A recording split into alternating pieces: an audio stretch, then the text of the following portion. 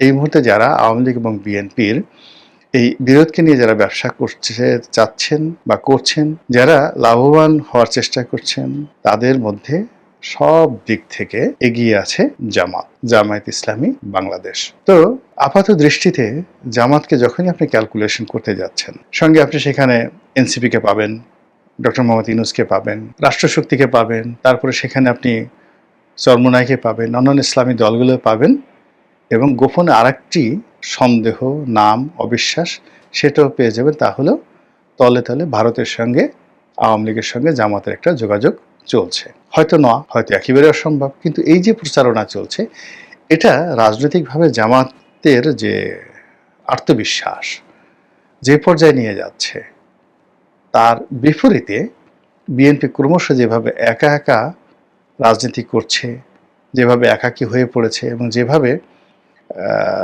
মানে জামাতের যে কোনো ন্যারেটিভের বিরুদ্ধে তারা কোনো ন্যারেটিভ দাঁড় করাতে পারছে না, তাতে করে এখন যেভাবে মানুষ রাজনীতির হিসাব করছে, ৩ মাস আগে কিন্তু এভাবে হিসাব ছিল না। আর আগামী ৩ মাস পরে এইভাবে যদি চলতে থাকে, তাহলে হিসাবটা এমনভাবে পরিবর্তন হবে আপনি আমি কল্পনাও করতে পারছি না।